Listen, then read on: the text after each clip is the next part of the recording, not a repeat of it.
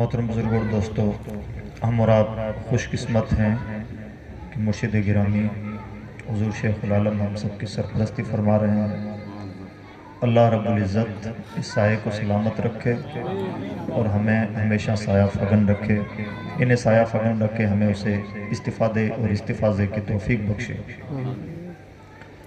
ہم نے یہ محفل ایک معرفت کی سی محفل ہے۔ صالحین کا ذکر ہوتا ہے تو اللہ کی رحمتیں نازل ہوتی ہیں۔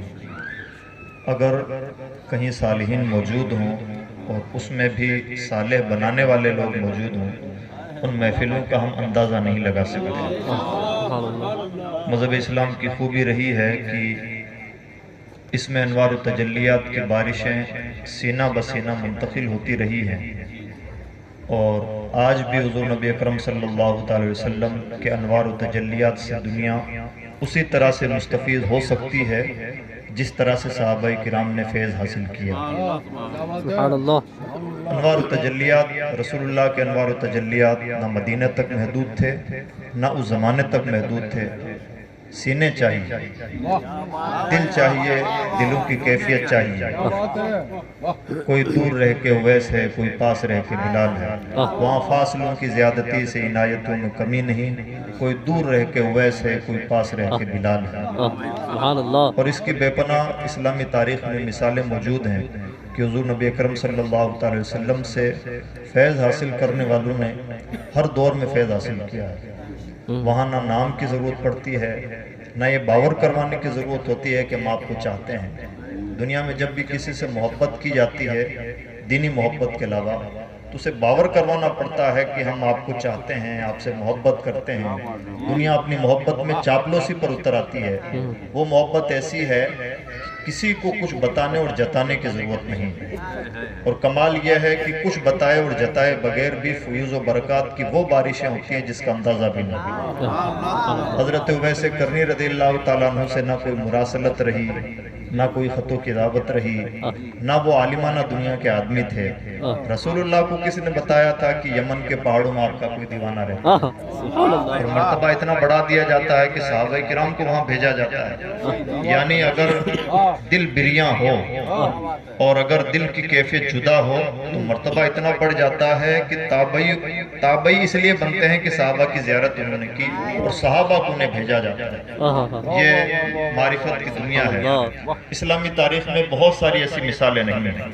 حضرت سیدنا شیخ احمد کبیر رفاعی علیہ رحمہ شہزادہ رسول ہیں، ان کا حق ہوتا ہے، اور شہزادے ویسے ہی ہونے چاہیے۔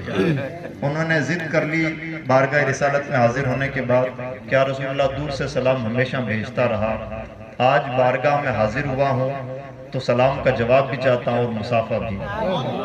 جب اس طرح کا اصرار رہا اور سچ مچ یہ دل کی کیفیت ہو تو دنیا نے دیکھا کہ حضور نبی اکرم صلی اللہ علیہ وسلم کا روضہ شریف شق ہوا، اس سے دست مبارک باہر نکلا، اور اس وقت جو لوگ جمع تھے، بتاتے ہیں کہ 90,000 کے آس پاس لوگ وہاں جمع تھے، انہوں نے دیکھا کہ حضرت سید احمد کبیر رفاعی نے مسافہ فرمایا۔ حضرت علامہ عبد الرحمن جامی نے تنم فرسودہ جاں پارازہ ہجراں یا رسول اللہ نعت رسول لکھی، اور دل میں عاشقوں کی دیوانگی کا بھی ایک الگ انداز ہوتا ہے، اور سب کو منانے کا اور ماننے کے بھی اپنے انداز ہوتے ہیں، اور لاڈلوں کی لاڈ کی آبرو رکھی جاتی ہے۔ سبحان اللہ۔ اللہ نے قرآن پاک میں یہاں تک ارشاد فرمایا حضرت ابراہیم خلیل اللہ کے بارے میں کہ وہ اللہ سے مجادلہ کرتے ہیں، اللہ سے لڑائی کرتے ہیں۔ بارِ شریعت میں حضرت صدر الشریعہ نے چھوٹے بچوں کے بارے میں ایک حدیث کوٹ کی ہے کہ چھوٹے بچے کل قیامت کے دن اللہ کی بارگاہ میں اپنے ماں باپ، کچے بچے جو گر جاتے ہیں، وہ اپنے ماں باپ کے لیے اللہ کی بارگاہ میں لڑائی لڑیں گے اور اصرار کر کے اپنے ماں باپ کو گھسیٹ کے جنت میں لے جائیں گے۔ اللہ رب العزت کی بارگاہ میں اس کے پیاروں کے انداز ہوتے ہیں۔ حضرت علامہ عبد الرحمن جامی نے نعت لکھی اور بارگاہ رسالت کے لیے اصرار پال لیا، یا رسول اللہ یہ میں نعت آپ کے روزے کے حضور حاضر ہو کے پیش کرنا چاہتا ہوں۔ مدینہ کے گورنر کو حضور نبی اکرم صلی اللہ علیہ وسلم کا دیدار نصیب ہوا اور انہیں تاکید کی گئی کہ ایک دیوانہ ادھر سے آتا ہے اسے روکا جائے، اگر سچ مچ اس نے آ کے میری بارگاہ میں نعت پڑھی تو مجھے اپنے قبر سے ہاتھ نکال کے اسے مصافحہ کرنا پڑے گا۔ اس سے کوئی فرق نہیں پڑتا کہ کوئی اویس ہو، کہ کوئی احمد کبیر رفاعی ہو، کہ کوئی عبد الرحمن جامی ہو۔ ہمارے پڑوس کے ایک بزرگ رہے ہیں حضرت خواجہ سلیمان توسوی، ان کے مرشد ہیں حضرت نور محمد مہاروی علیہ رحمہ۔ نارمل دنیا کی نگاہوں کے سامنے اہل اللہ ہمیشہ نارمل ہی رہتے ہیں، دنیا کے نگاہ میں پتہ نہیں ولایت کا کیا تصور ہے اور نبوت کا کیا تصور ہے۔ لوگوں نے نبوت پر بھی اعتراض کیا تھا، کیسے نبی ہیں جو ہماری طرح کھاتے پیتے اور بازار میں چلتے ہیں۔ پتہ نہیں لوگوں نے نبوت کا کیا تصور اپنے ذہنوں میں پال رکھا تھا۔ آج بھی بہت سارے لوگ ولایت کے بارے میں بھی اسی طرح کے تصورات پال لیتے ہیں۔ شیخ نور محمد مہاروی کے بارے میں ان کے مریدین کا اپنا ایک حلقہ تھا، ایک مولانا صاحب تھے جو دل سے تسلیم نہیں کرتے تھے، لیکن حضرت حج کے لیے جانے لگے تو بہت سارے قصبوں میں شہروں میں رواج تھا، پرانی اچھی ریت یہ رہی ہے کہ لوگ حج پہ جانے سے پہلے معافی تلافی کرتے تھے۔ ہمارے علاقوں میں رہا ہے، امید ہے کہ یہاں بھی رہا ہوگا۔ تو اس طرح سے لوگ حج پہ جانے سے پہلے معافی تلافی کرتے ہیں اور بہت اچھی بات ہے، ہونا بھی چاہیے۔ تو حضرت شیخ نور محمد مہاروی سے ملنے کے لیے بھی مولانا صاحب گئے، دل ٹھکتا نہیں تھا شیخ نور محمد مہاروی پہ، لیکن یوں کہ ہمارے علاقے کے لوگوں کے مرشد ہیں اس لیے حج پہ جا رہے ہیں تو چلو ان سے بھی مل لیتے ہیں۔ حضرت شیخ نور محمد مہاروی نے کہا مولانا صاحب حج کی مبارکبادی دی، پیش کی اور کہا کہ اگر یاد رہ جائے تو بارگاہ رسالت میں میرا بھی سلام پیش کر دینا۔ وہ حج کے لیے گئے، انہوں نے اس بات کو نارمل لہجے میں لیا، نارمل انداز سے لیا۔ بارگاہ رسالت مکہ شریف حاضری ہوئی، حج کیا، پھر بارگاہ رسالت میں حاضری ہوئی۔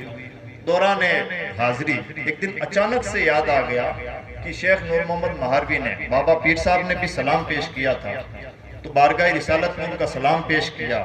مدینہ میں فرصت کے لمحات ہوتے ہیں، انوار و تجلیات کی بارشیں ہوتی رہتی ہیں، ایک مستی کا سا عالم ہوتا ہے اور وہاں سے بہت حد تک اس سرزمین پر دل سے کینہ دور ہو جاتا ہے۔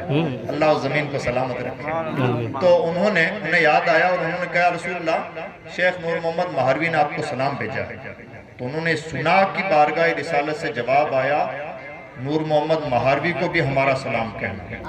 ظاہر سی بات ہے کہ اب تک جو سفر رہا تھا، مقصود سفر تو اب حاصل ہوا ہے، اب تک کے سفر پر یہ سلام بھیجنا بھاری ثابت ہوا، اور اب جو حاضر ہوئے تو پہلے والے مولانا نہ تھے، اب سب سے پہلے حضرت شیخ نور محمد مہاروی کی بارگاہ میں حاضر ہوئے، اور حاضر ہونے کے بعد نہایت عابدیدہ حالت میں، اللہ والے سب دل کی کیفیات جانتے ہیں لیکن پھر بھی کئی بار انجان بن جاتے ہیں۔ حضرت شیخ نور محمد مہاروی نے ادھر ادھر کی بہت ساری باتیں پوچھی، اور جب حالات پوچھ چکے، سب کچھ باتیں ہو چکی، تو کہا مولانا بارگاہ رسالت میں میرا سلام بھی پیش کیا تھا، میری بات یاد رہی؟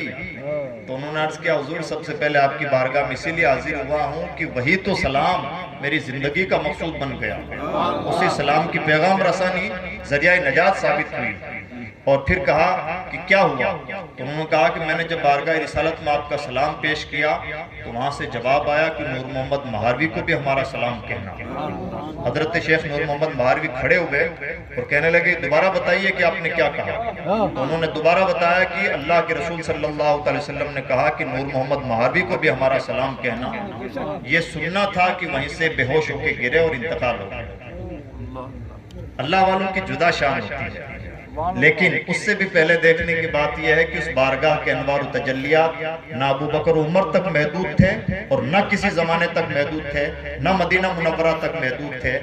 لینے والے دل ہوں، دلوں کی کیفیت ہو اور ویسا ماحول مل جائے تو آج بھی اس بارگاہ کے انوار و فیوز اسی طرح سے جاری و ساری ہیں جیسے روز اول جاری۔ کچھ صدقہ کرے تو صحابی کی برابری نہیں ہو سکتی۔ یہ بات دراصل موازنہ پہاڑ کا یا گٹھلی کا ہے ہی نہیں، بات صرف یہ ہے کہ وہ صحابی ہے، ایمان کی حالت میں اسے نگاہ رسول حاصل ہوئی ہے۔